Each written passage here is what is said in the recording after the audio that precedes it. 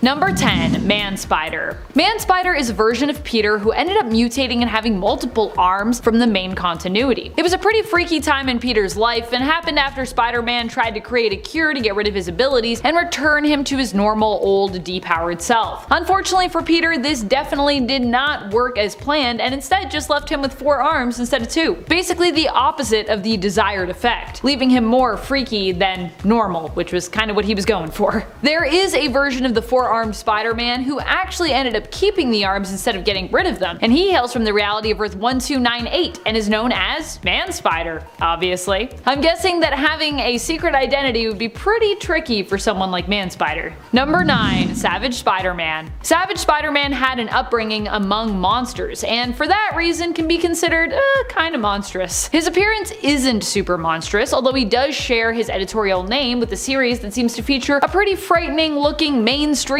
Savage Spider-Man, which we may or may not talk about later. Savage Spider-Man of Earth 83043 ended up getting his powers from growing up in the Savage Lands. His story is that he was lost there after the plane he was on with his parents crashed. His parents died in the crash, but young Peter survived and was taken in by the giant spiders of Savage Land, whose toxic bites helped him to build up both an immunity to toxins and also granted him spider-like superpowers. And friends, before we move on to this next spot, if you haven't already, please head on over to Facebook where you can follow us there as well. It really does help us out here and it helps us out there, so yeah, just help us out. And also thanks for doing that if you've already done that. You're like, I get it, Amanda, you say it every time. Just want to make sure you know. Number 8. Scarlet Spider. Kane was one of the clones of Peter Parker that we got to know in the Clone Saga. He typically goes by the mantle of Scarlet Spider now, which at one point was actually used by another Peter clone, Ben Reilly. Initially in the comics, Kane was presented more as a villain, or at least a misunderstood villain. He misunderstood hero. He wasn't really completely a straight up villain, but he did some shady things. He was a clone that was basically defective, and as a result his degeneration messed with his mind. He also came with the mark of Cain, which was pretty monstrous, which allowed him to seemingly burn the skin of those he touched, typically leaving his mark of Cain on their face. In reality, this was just a variation of Spider-Man's wall crawl power, as when Spider-Man crawls on walls, this is because of little hook hairs basically in his hands and feet, which allow him to stick. See the Sam Raimi movies for that in person. Similar deal for Kane, but he was using this to basically melt people's faces at the time. Number 7. Ghost Spider. Not to be confused with the other Ghost Spider, Gwen Stacy of Earth 65, this Ghost Spider is an alternate version of Peter Parker from Earth 11638. In this reality, Uncle Ben did not die and was there to help mentor Peter Parker as he continued on his journey as a hero. Peter here became not just a celebrity and an icon as a superhero, but was also a successful business owner and a philanthropist. However, in secret, he and Ben were working together to lure other Spider-Men from other realities to their world so that they could zap them of their power, killing them in the process in order to bolster Earth 11638 Spider-Man, transferring their powers to him and making him stronger. In the end, Spider-Man of Earth 616, who fell into this trap, helped Earth 11638 Peter Parker to see the error of his ways. Having a change of heart, this version of Spider-Man sacrificed himself to save 616 Peter, ending up in a coma as a result. He was returned to life by an alternate Sorcerer Supreme who needed his help, and then came back as the Ghost Spider, who kinda looks like a blue flame Ghost Rider. Number 6. Mainstream Savage Spider-Man. Mainstream Savage Spider-Man comes from his own self-titled series, which spins out of Non-Stop Spider-Man. So if you wanted to read Savage Spider-Man, I'd recommend going back and reading that first. I think it's only like 5 issues, so it's also not too long. This story, I believe, is part of the mainstream continuity, so technically the Peter Parker that we see here in his monstrous form is in fact Earth 616 Peter Parker. In the Non-Stop Spider-Man series, there was even mention of the Beyond Corporation, which also helped me to really cement this, at least in my mind, as part of the main continuity canon. I mean, I saw it was kind of listed as that, but I was skeptical, and then I saw that and I was like, nah, no, it's probably main continuity. I think we can definitely say it's main continuity. So hopefully I am right and not wrong about that. But while this is technically 616, it's also a very specific look and time in Peter's life, like back when he had those 4 arms, which we kind of touched on earlier. So I figured I could count it for the purpose of this list. It's also where our thumbnail for this video will likely come from, so thought it might be cool to explain it if you're like, hey, what's that thing? That's Savage Spider-Man. Savage Spider-Man is Earth 616 Peter Parker mutated motivated by the drug known as A+, which typically improves performance at the cost of intelligence for most users. However, for Spider-Man, due to his unique physiology, it also turned him into a kinda like part man, part spider monster hybrid thing. Poor Peter. Number 5. Spider-Man. Spider-Man is definitely one of the creepiest ideas for an alternate Spider-Man that we've seen in maybe ever. This version of Peter Parker was actually consumed by spiders, but his consciousness was also absorbed by them. So while physically he's gone, mentally he kinda like lives on in them. He's literally a Spider-Man made of spiders. Hence the name Spiders-Man. He has a tragic backstory, but don't feel too bad for him. He also would be the one to team up with a Norman Osborn version of Spider-Man, plotting to betray the rest of the spider army that he had been recruited to. And he also, as a bunch of spiders, seems to enjoy kinda eating people, a taste he developed as time went on. Number 4. Patton Parnell. Patton Parnell is one of the vilest alternates of Spider-Man around. He shows up during our exploration of the Spider-Verse, where we learn that he is a fairly sadistic alternate of Peter Parker, whose hobbies include things like burning ants with a magnifying glass on hot sunny days, and spying on his neighbor whom he's kinda obsessed with, Sarah Jane. Patton, of course, is likely twisted in part because it is heavily implied that his uncle mistreats him. He is bitten by a spider, but instead of gaining miraculous abilities that all in all make him a more responsible person and a hero, he becomes a spider-like creature, mutating and becoming more monstrous and murderous, both inside and out.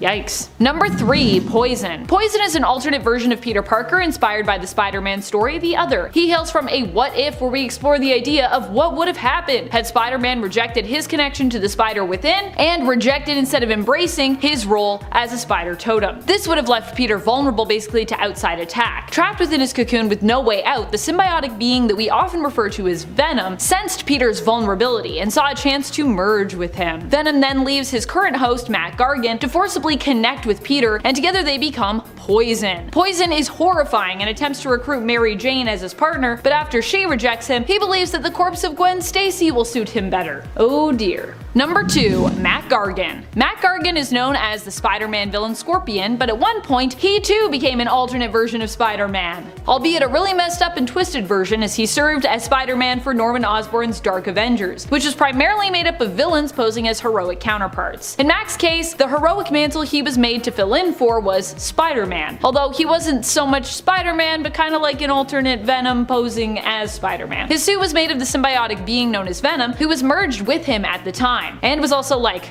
really juiced. But Norman fixed it so that he wouldn't appear as juiced. He still kinda got like a little giant. He got a little giant when it came to him attacking people though. This often turned Matt Gargan's Spider-Man into a horrifying monster who threatened to, and often actually did, devour those people who stood in his way, even sometimes almost eating his own teammate, which obviously they did not like. Number 1. I-APEC.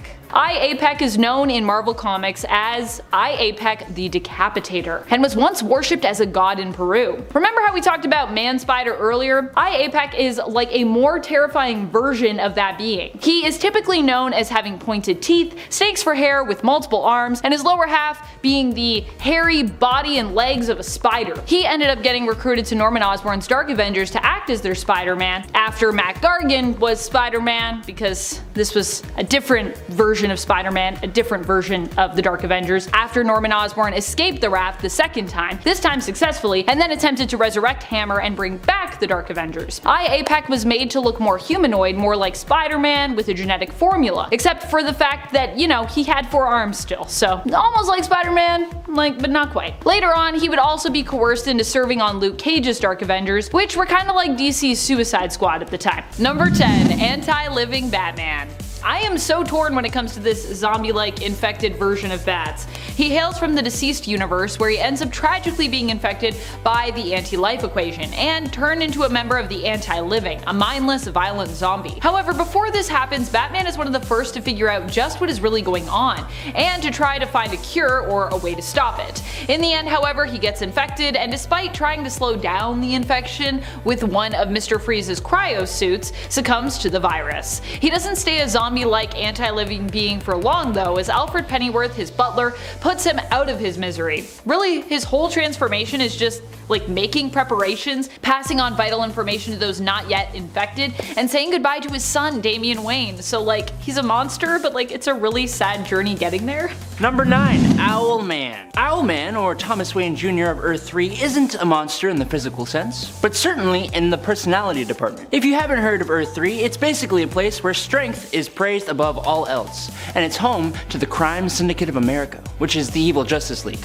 Basically, Thomas is about as bad as you can get. For example, as a kid, he believed his parents were mismanaging their money, so he decided to kill them in cold blood. His younger brother Bruce protested to this, and he too was killed. He took the city of Gotham for his own through fear, bribery, and blackmail. He killed the family of Richard Grayson to make the boys susceptible to his influence. He even had a strange affair with Ultraman's partner, Superwoman. Owlman is a bad dude. Number 8. Batman the Silenced. One of my favorite things about the DC multiverse is that we don't just have the multiverse. We also have the dark multiverse. Or we had the dark multiverse. Anyways, still, I'm confident it'll return given time. Just give it enough time and everything comes back around, baby. Thank you, comics. The dark multiverse is like the Elseworlds' dark reflection, and when it comes to the anthology series Tales of the Dark Multiverse, or Tales from the Dark Multiverse, one or the other, often offered to readers in small batches with creative teams presenting their own dark realities and twists on classic DC tales. One such character and tale that gets twisted in the dark multiverse is Batman's Hush. In this world, the roles become reversed, with Thomas Elliot taking over Wayne Enterprises and locking Bruce away in Arkham Asylum, after Bruce moved in with the Elliot family following the death of Martha and Thomas Wayne. However, Elliot isn't Batman in this reality, but a corrupt senator and business owner. It's not a straight role reversal, working with the League of Assassins. Bruce, however, is not as crazy as he seems, and he ends up escaping Arkham and becoming the Silenced, in essence an anti-hero out for revenge on Tommy, whose character design resembles Hush. Did I mention how creepy he is, by the way? He's super creepy. Number 7. Leatherwing. According to Earth 10's history, the Axis powers managed to achieve history in World War II. With the National Socialist Party victorious, Bruce became a willing agent of their perverse plans, taking on the identity of Leatherwing. As you can imagine, this guy wasn't too great. Holding the beliefs set out by the powers that ruled, he was against interracial relationships, he believed in a master race, and he held up the many fascist ideals of his team, the New Reichman. Thankfully, the New Reichman were betrayed by their leader Overman, who still knew that this way was the wrong way. Still a crazy racist Batman. Gives me chills. Number 6. Red Death. Another villainous version of Bruce Wayne, Red Death also hails from the Dark Multiverse. If you can't tell, I really like the Dark Multiverse. However, he doesn't come from the Tales of the Dark Multiverse series, but is rather one of the Batman Who Laughs Dark Knights. The Dark Knights are basically like an evil collection of Batmen from across the Dark Multiverse, each one standing in or representing a member of the Justice League. Red Death represents the Flash. In his reality, Bruce Wayne was pushed to the limit after losing so many of his sidekicks, believing that he would be better at using the Speed Force than Barry Allen. He stole the Speed Force from him and then proceeded to use it to kill all of his enemies, becoming known by the speedster and villainous mantle of Red Death. Number 5. Frankenbat. Castle of the Bat is an Elseworlds story from 1994 that basically takes the story of Frankenstein and plops in Batman characters. So, Bruce Wayne, after suffering the death of his father Thomas Wayne, goes almost mad trying to find a way to bring his father back. He succeeds, but not in the way he or anyone else wants. Thomas Wayne is brought back to life and dresses just like Batman normally would, but with more of a gothic Victorian style. And he's a mindless, massive, undead monstrosity. He busts out of where he's being held, and it leads to Bruce having to apprehend his undead dad. The story is actually quite emotional. Check it out. Number 4.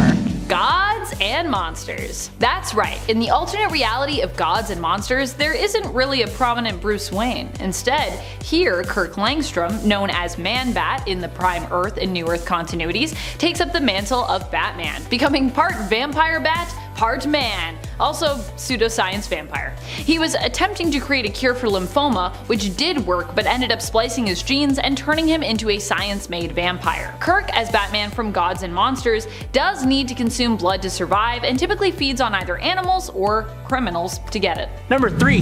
The Devastator. On alternate Earth -1, Batman and Superman were pals, and everything was dandy.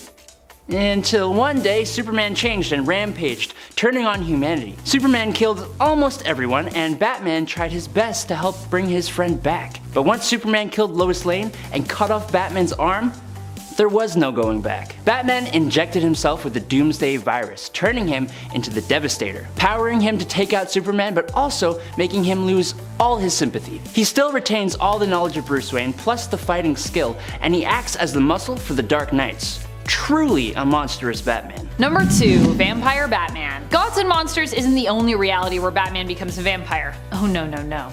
I mean, he is Batman after all, he's Batman.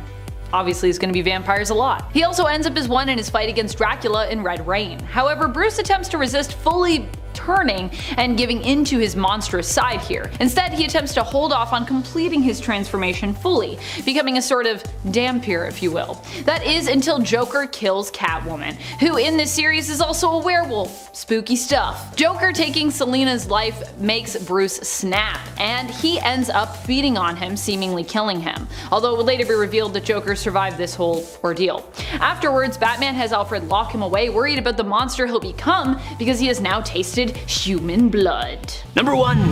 The Batman who laughs. I know, I've talked about him like a lot, but it is for a good reason. The Batman who laughs is arguably one of the most dangerous versions of Batman who's ever lived, or been written. If you don't know yet, he is a dark multiverse version of Batman who has killed the Joker, but inadvertently infected himself with a strain of Joker toxin. The resulting transformation turns this version of Bruce Wayne into an amalgamation of Joker and Batman. All the intelligence and resourcefulness and martial skill of Batman mixed with the buck-wild, psychotic, murderous mind of the Joker. He is pure chaos and destruction, and he lays waste to his own Bat family and the Justice League.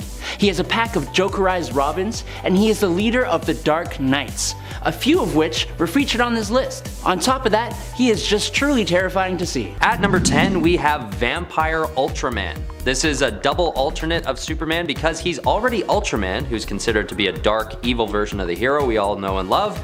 But after Batman turns Ultraman into a vampire, the character just delves that much deeper into the uncanny.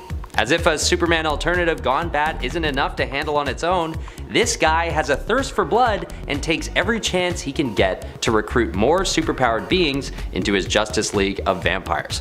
This is a perfect example of how messy, but also really fun, things can get when the multiverse gets involved. I think it's fair to say that Earth 43 is not a place I'd like to visit anytime soon. Okay, at number 9 we have Parallax Superman. Parallax is an evil entity that lives in the Yellow Lantern's central power battery, and he is described as the living embodiment of fear.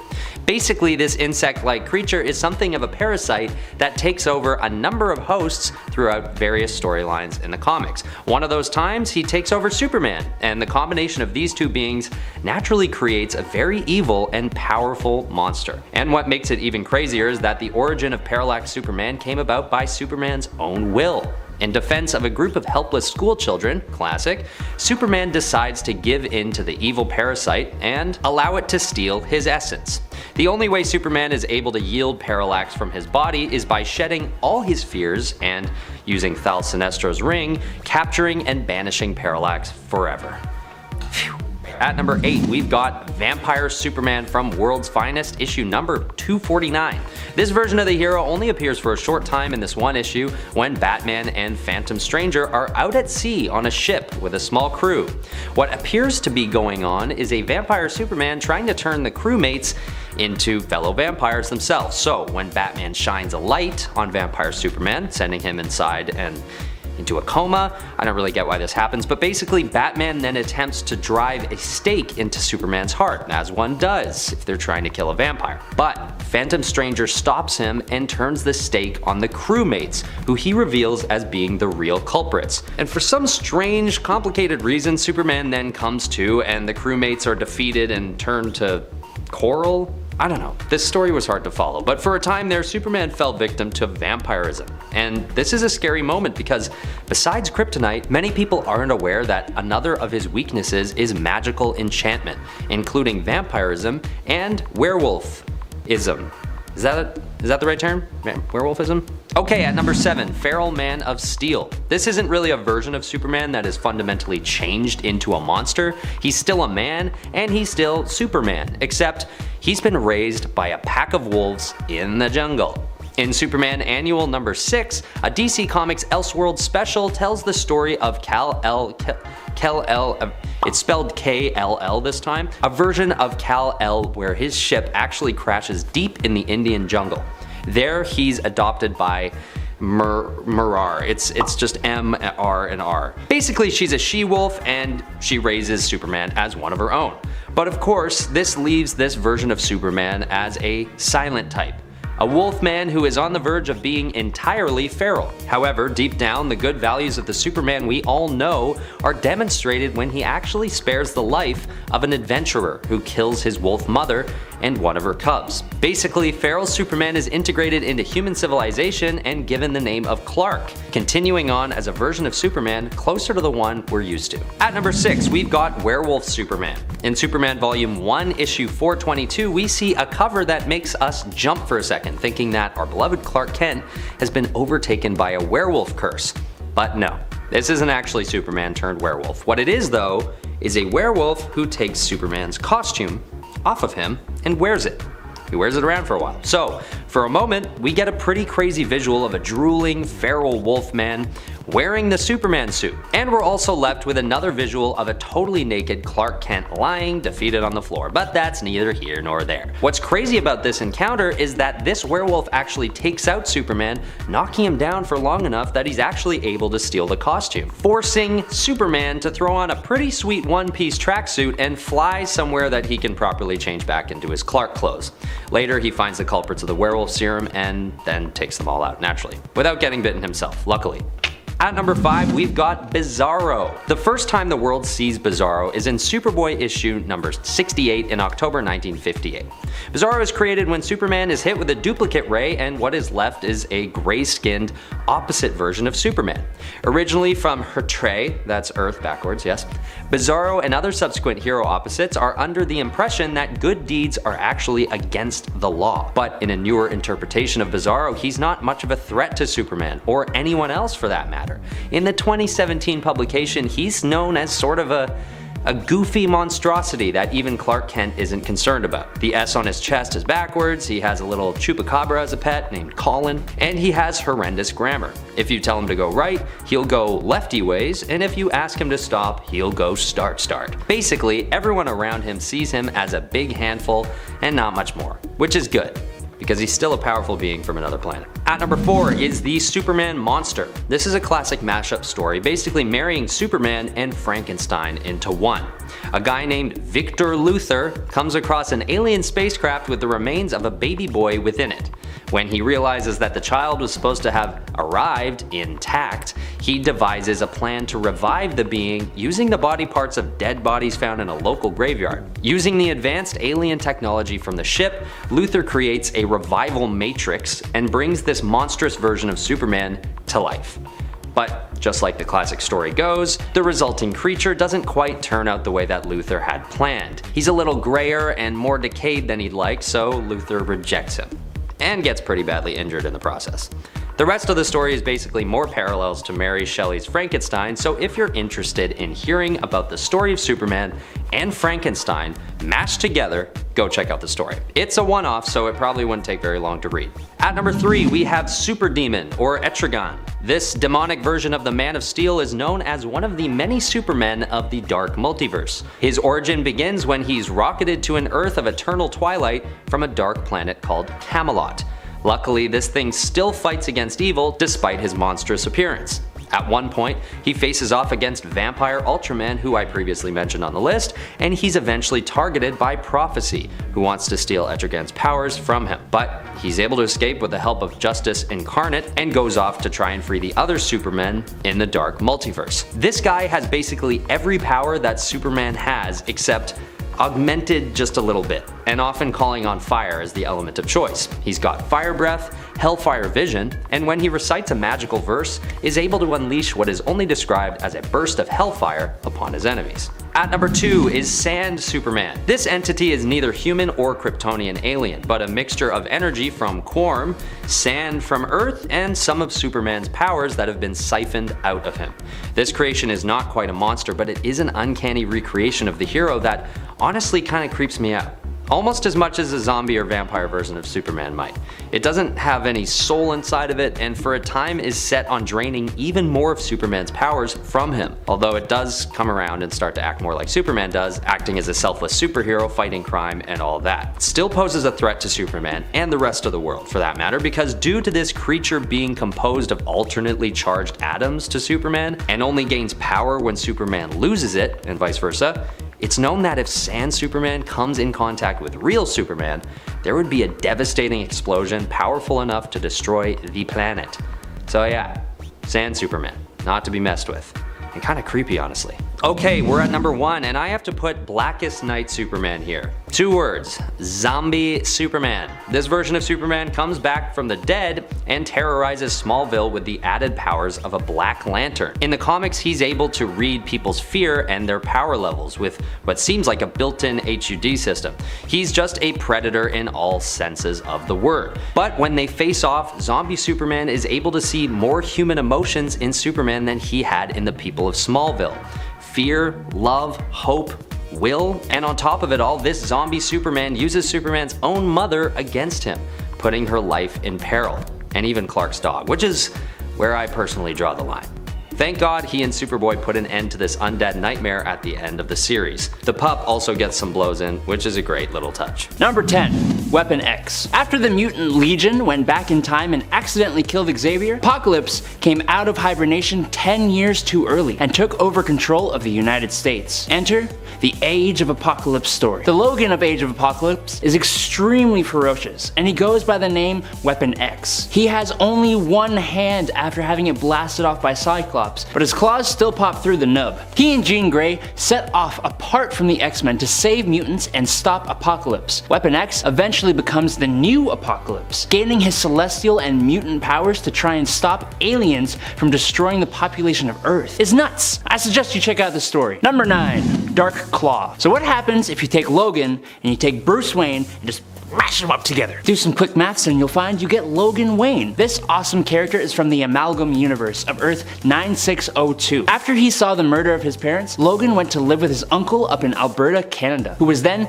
de-lifed by poachers. He then went to kick it with some nuns and then joined up with the Canadian Air Force. At some point, he joined the Weapon X program and learned of his mutation and gained his claws alongside Creed H. Quinn, who would become a Wolverine-Joker hybrid named Hyena. Logan Wayne would go back to New Gotham City, where he decided to avenge his parents' and uncle's deaths by donning the costume and name of Dark Claw. Number 8. Feral Wolverine. Imagine you had an adamantium coating on your skeleton, and then one day, a guy who controls metal comes along and rips it all out of your body. Think you'd go a little crazy?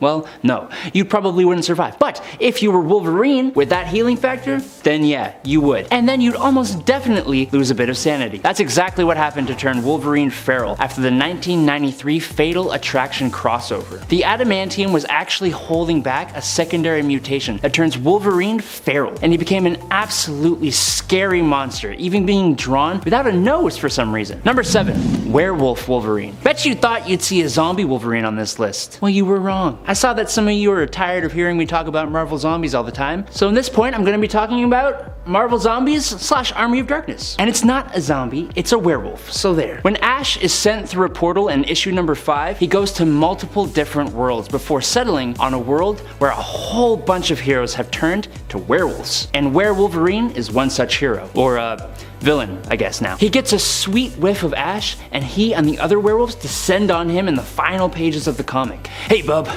you're gonna like this video, right? I'm sorry, I can't be intimidating, but maybe if I ask really nicely, you'll wanna subscribe?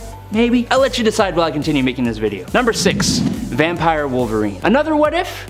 Yep, in What If number 24, Wolverine is actually immune to being turned into a vampire from just a regular bite. Instead, when he kills Dracula, he actually decides to have a little snack on the dead vampire, and this is what actually turns the mutant. He becomes the new Lord of the Vampires in Dracula's place. This version and character even kills and feasts on most of the other members of the X-Men. So it's Wolverine, but with the ferocity and lethality of a vampire. Wait, isn't that just normal Wolverine? Number 5.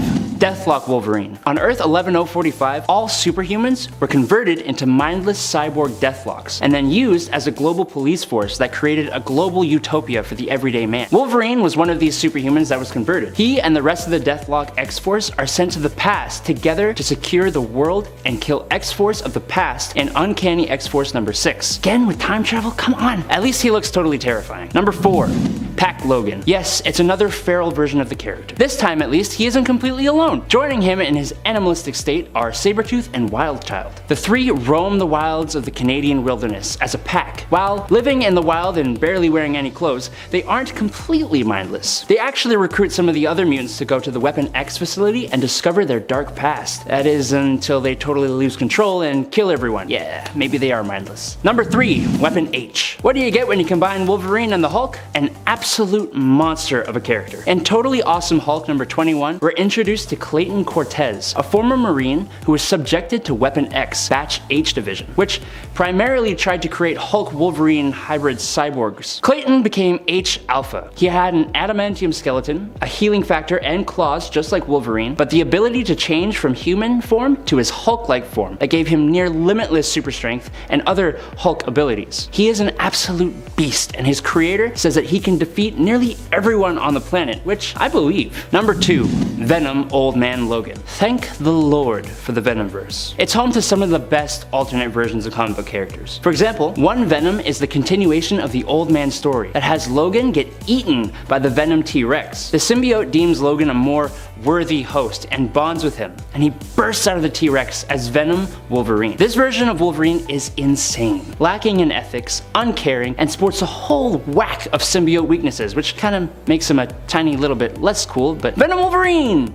He's scary, check him out. Number 1. Sideburns, the regenerating planet. When Galactica, the daughter of Galactus, is looking for her next meal in issue number 1 of her self-titled comic, she finds Earth, a lovely little snack. But while looking at her dinner option, she comes upon Wolverine. Realizing his mutant regenerative abilities, she formulates an idea of using a bit of his harvested DNA with a bit of celestial power to create Sideburn, the regenerating planet, a planet-sized Galactus meal that would grow back after each meal, giving them billions of years of meals. Unfortunately, she realizes just as quickly that a planet made up of Canadian mutant DNA like this would be highly unstable. Unfortunate, because I'd love to see this guy floating through the galaxy. Number 10. Claw. Claw, which is Hulk backwards, is basically what happens when the Hulk goes Hulk. He is another one of the evil personalities inside Bruce Banner's head. This version of Hulk has black skin with these rad, glowing red scars. He has red, demonic eyes, white hair, and big old talons. Claw emerges when Hulk reaches a sufficient level of rage, which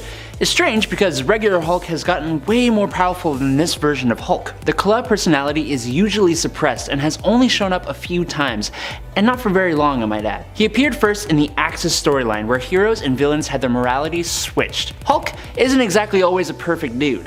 He will go on rampages and hurt people. He doesn't intend to. Over time, he has been able to hone his rampages into one target, or even not rampage like that at all. But since Claw is his opposite, he lets his rage hurt and maim everyone, putting even the villains on alert. He looks terrifyingly awesome, and no one is safe from his rage. Number 9. Infernal Hulk. On Earth 11638, Bruce Banner was officially completely done with dealing with the unpredictability and rage of the Hulk. So, when Spider-Man introduced Bruce to Stephen Strange, the Sorcerer Supreme, Banner became his apprentice, and after lots of training in the mystic arts, learned how to separate himself from the Hulk entity. He did this by sending it to hell and making it a demon. And this was a great solution, until the 616 Hulk, along with Deadpool and Spider-Man, came to Earth 11638. The Infernal Hulk managed to enter back into the realm of Earth, swapping places with 616 Banner's Hulk persona. Infernal Hulk went after the new Sorcerer Supreme, Bruce Banner, who was saved by both Deadpool and Spider-Man. So, how did they defeat this demon Hulk? Well, Sorcerer Bruce reversed the banishing spell that sent Hulk to hell, and just before Infernal Hulk could return to his original Bruce Banner body, Bruce had his neck snapped, killing him. But his spirit lived on in the astral plane, so it's all good. Number 8, Marvel Apes. Marvel Apes is, well, I mean, it's all the Marvel characters as apes. It's pretty self-explanatory, actually. After Marvel Zombies, which I'm sure you're tired of hearing about, Marvel wanted another cool and weird alternate universe. So, we got this.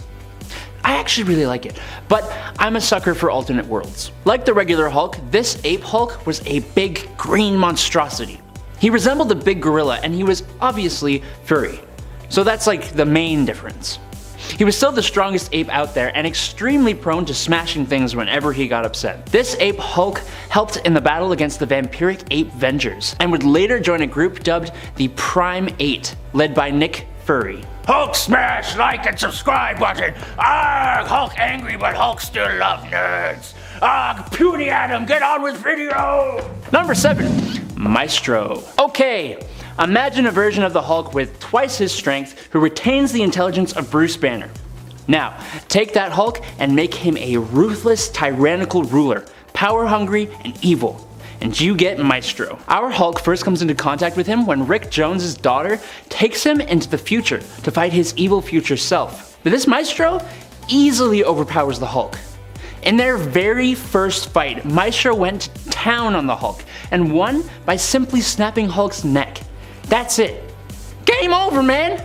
Game over! He then waited for Hulk to heal, taunting him and villain monologuing at him the whole time about all the terrible things they go through as the Hulk, trying to get Hulk to join his side. The only way our Hulk could win was to bring Maestro back in time, to when they gained their abilities. The Gamma Bomb, which destroyed Maestro on an atomic scale. The sheer idea of Hulk becoming Maestro haunted Bruce and Hulk's thoughts for the rest of time. Number 6. Null, Breaker of Worlds. When Kull Borsun, known as the Serpent, who was the villainous brother of Odin, sent down 7 magical hammers to Earth that represented his 7 followers, the hammer Null found its way to our hulking mass of green, transforming him into Null, Breaker of Worlds. Null went rampaging all over South America, bringing him into conflict with the Avengers, who he defeated, and eventually into a fight with Thor. When fighting Thor, Null teamed up with Angrier, Breaker of Souls, which was the Thing, who also got one of these hammers, who was defeated by Thor. But we all know who the strongest Avenger is, don't we? Null was just a bit too powerful for Thor, and instead of facing him one-on-one, the God of Thunder threw Hulk into orbit. He landed in Transylvania and started taking on Dracula and his minions. It was only after Inca, disguised as Betty Ross, showed up that Hulk threw the hammer aside and left to go be in solitude for being used yet again. Number 5, Hulk 2099. Most of us comic book fans know about Spider-Man 2099. It's an incredible story and character, and it was crazy successful. Because of this, Marvel wanted to capitalize, like you do, and they made more 2099 versions of their characters. One such character was Hulk. This version of the Hulk is actually a guy named John Eisenhart. John didn't get his powers after being a scientist though. In the world of 2099, there was a cult known as the Knights of Banner, which, to sidetrack for a second, is a pretty sweet name. But anyways, John was a studio executive and the Knights of Banner wanted to create another Hulk while also making a movie about their cult's history. Yeah, it's weird, I don't know. Eisenhart joins the cult and gets caught in a gamma explosion, turning him into the Hulk. He was a bit different though. For starters, he is terrifying, but he can control his rage, meaning his strength didn't grow indefinitely. He also has claws that can slice through most materials, and his freaky elongated tongue is super strong, which is weird. Number 4, Hulk Venom. In What If number 4, what if the alien costume had possessed Spider-Man? Spider-Man is unable to get rid of the Venom symbiote suit, and he enlists aid from other heroes. Hulk just happens to be one of the first to show up, and the symbiote takes an instant liking to Hulk, which kinda makes me wonder why this hasn't happened before, honestly. It easily bonds to Hulk, overpowering his weak mind. So now you have all the powers of Hulk, plus the powers of Spider-Man, which is an interesting idea, truth be told. Number 3, Skulk. The Amalgam comics in the 90s brought the fans one of the things they always wished they had: the heroes of the DC universe and the Marvel universe coming together. It saw the heroes facing each other, but it also, more interestingly, saw mashed together versions of characters. It's how we got the Batman-Wolverine hybrid Dark Claw, who is awesome. But it's also how we got Skulk. Skulk was the combination of Solomon Grundy and the Hulk. Bruce Banner was minding his own business, conducting gamma bond tests in the desert, the kind of thing you do on your perfect Sunday. And then Solomon Grundy appeared. Bruce tried to save the superhuman zombie from the explosion, but the bomb fused the two together, forming Skulk. Skulk was really just Solomon Grundy but with the Hulk's iconic purple pants. But I feel like the powers of these two characters fused together should be way more awesome than this. Number 2. Ultimate Hulk. Yes, the Ultimate Universe's version of Hulk is similar to the regular Hulk, but his personality? Nuh-uh, honey, it is whack. Bruce Banner, no matter where you find him, is an emotionally scarred dude. It's why he is the way he is. But the Ultimate Bruce Banner? He is selfish, self-absorbed, and just creepy. He was so desperate to be noticed and recognized, he willingly injected himself with an experimental version of a new super soldier formula, turning him into a monstrous version of the Hulk. This Hulk had little to no regard for human life and collateral damage. He even ate people, it was nuts. Ultimate Hulk would join up with Maker, Quicksilver, Kang, and a mind-controlled Human Torch to make up the team known as the Dark Ultimates. He would eventually align himself to be a bit better, but not by much. Number 1. Guilt Hulk. The Guilt Hulk is very similar to Devil Hulk, who represents his anger. Only this version of Hulk represents all the guilt and regret that the Hulk feels for all the horrible things he has inadvertently done while in his Hulk form, as well as the horrible things done to him as Bruce, like being shunned and feared and all the horrible things that were done to him by his father, Brian Banner, which is a huge reason behind Bruce having multiple personality disorder in the first place. Because this persona represents all these things, it's actually more powerful than the Devil Hulk persona. Guilt Hulk even took on the form of Bruce's father inside his head before becoming his true form, which is like a weird xenomorph looking Hulk. This Hulk is incredibly powerful, and it took the combined efforts of many of Bruce's other alter egos to hold and keep the other Guilt Hulk persona repressed deep in Bruce's mind.